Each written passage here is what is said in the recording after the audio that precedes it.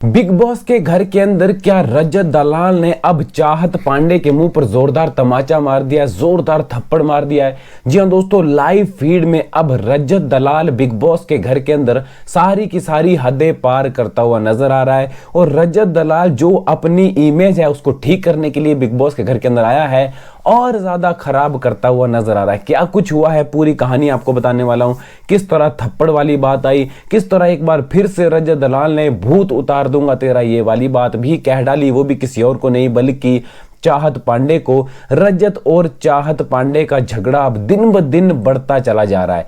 क्या है पूरी की पूरी डिटेल एक एक करके मैं आपको बताऊंगा, डिटेल में बात करेंगे। लेकिन चैनल पर नए हैं सब्सक्राइब कर लो, वीडियो को लाइक जरूर कर दो। दरअसल बिग बॉस के घर के अंदर दोस्तों होता ये है कि घर के अंदर सोफा पर एक साइड रजत दलाल और शहजादा बैठे हुए होते हैं और दूसरी तरफ वहीं नजदीक बैठी होती हैं चाहत पांडे, और चाहत पांडे के साथ होते हैं करणवीर मेहरा। यहां पर रजत दलाल फिर से वही बीती पुरानी चीजें लेकर आते हैं कि तूने मुझे सेब कैसे मारा, तूने मुझे अनार कैसे मारा था। इस बात को लेकर एक बार फिर से रजत और चाहत के बीच में बहस शुरू हो जाती है, जहां पर चाहत पांडे बोलती कि रजत अब तू मेरा टॉपिक छोड़ दे, मुझे छोड़ दे, अब तू मेरे से आगे बढ़ जा, इस गेम में आगे बढ़, तू क्यों वही पुरानी बात दोबारा से रिपीट करता नजर आ रहा है। एक तरह से चाहत पांडे ने यह बात बिल्कुल सही कही, क्योंकि 3-4 दिन से रजत दलाल वही बात बार बार रिपीट करता नजर आ रहा है कि चाहत पांडे मुझे सॉरी बोल, तूने मुझे ये कैसे कर दिया, वो कैसे कर दिया।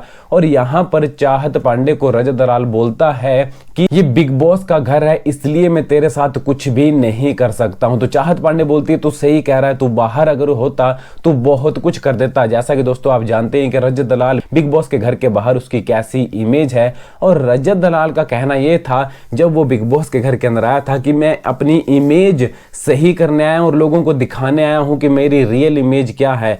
तो रजत दलाल भाई, आपकी इमेज जैसी घर के बाहर थी उससे भी बुरी बिग बॉस के घर के अंदर दिखाई दे रही है। लोग जो तुम्हारे बारे में पहले सोचते थे, पहले अगर 10% बुरा सोचते थे, तो मैं सही कह रहा हूं कि अब 10 से 20% बुरा सोचना लोगों ने शुरू कर दिया है रजत को लेकर। जिस तरह की हरकतें वो बिग बॉस के घर के अंदर कर रहा है। तो चलिए बात करते हैं, आगे बताता हूं क्या होता है। उसके बाद चाहत बोलती है कि हाँ तुम ठीक कह रहे हो भाई, ये बिग बॉस का घर है इसलिए तुम कुछ नहीं कर पा रहे हो, बाहर तो तुम बहुत कुछ कर देते। तब रजत कहता है तो मुझे थप्पड़ मार के दिखा, फिर मैं दिखाता हूं तुझे किस तरह से मैं तेरा भूत उतार देता हूं। तो रजत अब बिग बॉस के घर के अंदर भाई लड़कियों को धमकाना उसने शुरू कर दिया है।